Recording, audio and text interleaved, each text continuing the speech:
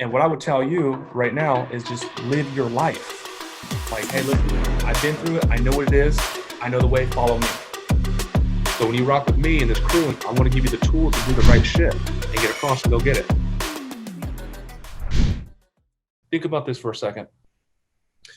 When you see like a little kid, like a little small kid, little small baby, like 3 years old, like when they could start seeing shit, and you take them to like Target, Walmart. Like what happens when that kid walks by the toy section? They get excited. Right. They want toys. I want that. I want that. I want that. I want that. And what do the parents usually do? Average parent. Probably get it for them. Okay. Okay. Sometimes they say no, but most of the time, sometimes they get it for them. Okay. Well, shit. The way I grew up was a little different. We Mhm. didn't really have no money. It was like, no, we can't. Every time we go in the store, we're not going to buy you a toy. You can't have, the kid's not worried about what he can or cannot have. The kid wants what the kid wants. I Right. want the toy. I want the new Batman. I want the video game. I want the new PS2. I want the PS3. A lot of times, what I experience is like the parents are like, "Money doesn't grow on trees." What do you That's think? me. We're Same right. thing. So is that real for you? 100%. That's a Caribbean saying too, man. Yeah. They tell So us all the time. so how does a kid go from being a baby? I want this. I can do this. I can do that. And then you go to the school and the kid's young and they're like, so career day, what do you want to be when you grow up? I want to be a doctor. What do you want to be when I grow up? I want to be a veterinarian. What do you want to be when you grow up? I want to be a teacher. I want to be an astronaut. You ever see that shit? Little kids, little 5-year-olds. How is it like when when the kids walking out of high school? Not everybody, but a lot of them start losing those dreams, and a lot of them start going into stores and they're like, how much does that cost those shoes? Ooh, that's too much. I can't have that. Or, yeah, I can never afford that. How do you go from a kid that's like, I want that to, like those restrictions, right? Hmm. Okay. Were you thinking something?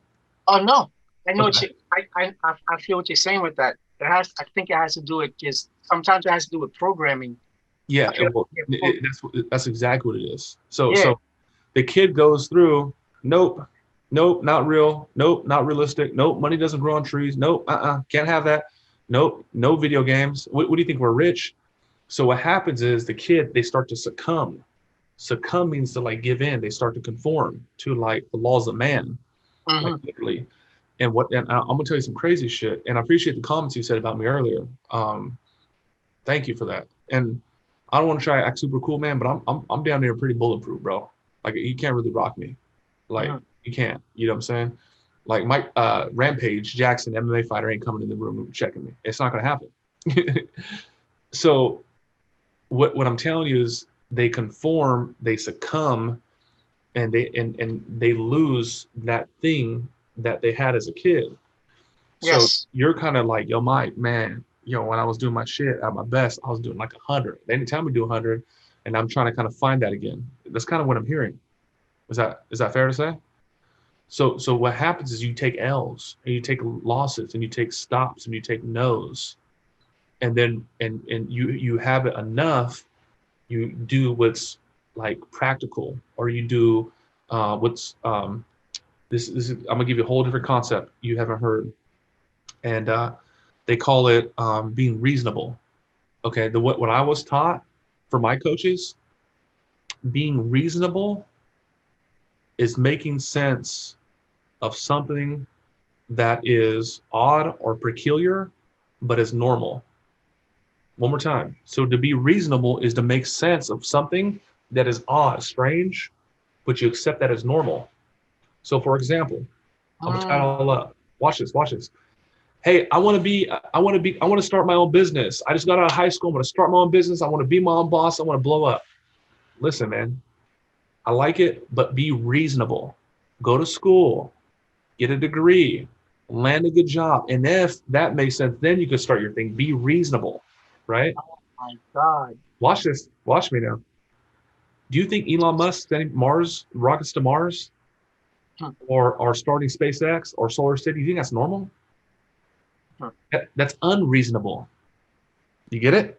Yeah, That's unreasonable. That is unreasonable for me. born to a 16-year-old mother. Both my parents didn't graduate high school. Grew up in the streets. I'm walking out of high school at 16 years. I'm walking out of high school with 2 felonies. Mm-hmm. And let's say my family got behind me. They're like, hey, listen, you have to be a multimillionaire. And if you're not, we're going to disown you. We're going to be, you can't be in this family no more. That would be unreasonable. Mm-hmm. So to be reasonable, it's like, just go to school, get a degree, find a good girl, save some money, and Mm-hmm. just have a good life. Be reasonable. My, okay, you kind of see what I'm saying? Yeah. Okay, Being reasonable is like accepting with what the fuck. norm of society. But I these are never like, saw a reason. I never saw that word like that. I I know never, you have, is never wild. broke it down like that at all. I'm gonna tell you some crazy shit, dude. And the coaches I work with, they're like, Mike, stop operating like under the laws of man. Mm-hmm. They're like, start operating under the laws of a God. They're saying like the brilliance in you is the same brilliance in Elon, Steve Jobs, Albert Einstein. And it's not, you're so cool, Mike. He has it, and she has it, and they have it. But they're fucking trapped in their mind. And what happens is you take losses and they said no, and then you got to be reasonable and you got to fucking conform. And what happens is you just start to shrink and you start to succumb and then you start to give in. Mm. That's why the average motherfucker can't do this shit because it's like, you just, you got to work on yourself tirelessly, You're right. relentlessly. And you got to be really fucking strong and you got to be really fucking smart and you have to have the work ethic behind it to make Mm-hmm. this shit move. So like for me, man, I'm working 10 hours, 20 hours, 14 hours. I ain't making no money. I got to pay rent in 4 days. I'm stressed the fuck. I'm like, what's going on? And I just keep showing up. It hurts. My ribs hurt. It's painful, man. It's tough for me. I don't, and I just keep showing up. I keep getting fucking my ribs kicked in, black eye, broken tooth. Oh, starting to get easier, starting to get easier. Now I'm coming off a month, 1.2 million and I didn't close any of my deals. And it just gets easier, and it just starts like the universe literally just starts moving out the fuck away. They're like, okay, he passed all the tests. I didn't pass all the tests. I got a lot more to go, but he passed the first line of success. Mm-hmm. $1 million in a month. Okay, it's like a check. It's like we're gonna test who's really about it and who's not. And other ones that are not, it's just stops. Fucking shit in the road, shit in the road. I just got on with my boy that who's going to join my team from corporate, and he was always like one of the best, literally. So he's going to be helping me with my students and placing them in jobs. Mm-hmm. So I showed him the fucking it's him right here. It's a good dude, Cottrell. I showed him the fucking, hey bro, I'm about to be on Forbes, man. Hey bro, we did 1.2 million. Hey bro, I got this little Tucama Club plaque. He's like, Mike, I know you've always been that fool, but damn, get the fuck out of here. And I told him, I said, bro, I can't even hit a stoplight today. I'm literally like, I, I, I take my cup of coffee, I knock off a table, and it don't spill. It's just, that's kind of like what my life is starting to become, bro. And it's just, it's a process, man. It's a process. It's a process. So, now what's the tech behind it? How do you, okay, that's cool. You get it. What you got to do, bro, is listen, when you take a loss, you go closer towards death. And when you have an L, you go towards fucking the graveyard. When you win, you go towards survival. You go towards fucking like life. Okay. Another example is this. I know we didn't plan on talking about this. Can we talk about this a little bit? I think this is No, I need this. okay. So look, check this out. Single cat goes out to the nightclub. Single cat's like goes up to pretty girl. Hey, how you doing? Nice to see you. Nice to meet you. My name's John. Hey, would you want to dance? This is my song. Yeah, for sure. Goes out, they dance, have a good old time. She's dancing, he's dancing. Hey, you want a drink? Yeah, buy a drink. Hey, love to connect. I'm gonna go check on my friends, but let's connect. What's your number? Boom, got the number. Dude goes back out, sees another little shorty in the cut. Hey, how you doing? Mike, would you like to I would love to dance. Boom. This happens all night. Bing, bing, bing, bing, bing, bing, bing. End of the night, this dude's fucking 6 inches taller. His shoulders are 2 inches fucking wider. His penis done grown. Like his confidence. He's winning. It's like what happens when you win. It's just that's what I mean. It's survival. It's survival. Exercise. So now we go back the next week, nightclub, dudes like this. Man, this is my joint, man. This place is lit. Watch what I do here. Goes up there. No, no, thank you. No, no. 30 minutes later, goes upstairs. No, thank you. And no, don't want to dance. Goes up another one. Now you line it up the other way. Deny, deny, deny, deny, deny. End of the night, the dude's gonna succumb. He's gonna shrink. He's gonna start making sense. Man, these fucking girls are tripping. Fuck these girls. Like what? No, man, this place is whack. And they start to succumb. He starts going closer towards death. And eventually, after the first denial, second denial, he ain't going to go up to the fourth one anymore because he's getting an L, he's getting an L, he's getting an L, and now it's painful. You know what I'm saying? So what does that even mean for all this?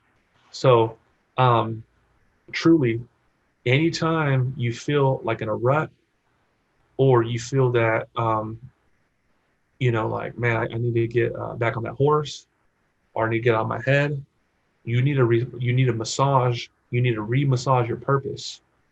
You need to massage your purpose. You got to be like, okay, why did I go get in that other group? Why did I commit to all this shit? Why did I get all this money? Why I show up every hour or two? Why? I got a new baby at the crib. It's holidays. Like, why am I doing all this? It's a lot of fucking work. You got to literally go back to the point where you've seen the shit and you're like, I'm dope at graphics. I'm dope at branding. I'm a good fucking person. I'm from the Northeast. Like, I'm a bad boy in my own right. I'm gonna do this shit. I'm gonna put the money out. I'm gonna learn some shit, and I'm gonna go fucking make it rain and go help people. You got to get back to that. Anytime somebody is hurt or uncertain, you got to massage the purpose. I'll give you another example on that. So I got a dude who's been with me for 5 years, and he started messing up at one point. And when I bought the company, because I used to have 50% partnership. When I bought the agency in 2017, I started in 2015. He was the first cat I called. Hey man, I'm about to buy out Nick. Everyone's getting nuked. I want you to roll. I want you to run with me. I need a solid ready made. Yeah, bet. He helped me get up to 50K a month. It was just me and him. A lot of money in our pocket. And then he started slipping, and then he started tripping, and then he started stumbling, and then he could do nothing right. And he was like, man, I can't do this no more, man. I'm gonna go home. So I don't really do this, but I did it for him because I care about the guy. I said, let's go out, man. We'll go for a little cruise, man. Have some drinks. And what happened was I massaged his purpose. I said, hey, man, there was 30 people at the company. You were the only one I called when I bought out the company to start over. And like why you came out here. And you came out to San Diego from Kentucky because you wanted to change the situation. You wanted to help people. You want to make more money. Remember what it was when you got on that plane and touched San Diego? I gave you a big ass hug and you're just like, wow, we need to bring that back, bro. And what we were doing, I was massaging his purpose. Okay, so that's what you got to re-massage is that purpose. Yeah. And then the final thing I'll say on that note would be this. The final thing is this. You have to find your little wins, not your L's, your wins. Like, oh shit, man, I got this, I got this done. I got celebrated for the branding thing. Damn, I got my people behind. You just gotta like, anytime you have that little noise of doubt, uncertainty, because everyone has that to an extent. You gotta like kill that voice, calm that shit down until you can't hear it, and you just gotta replace it with positivity, bro. I'm just telling you.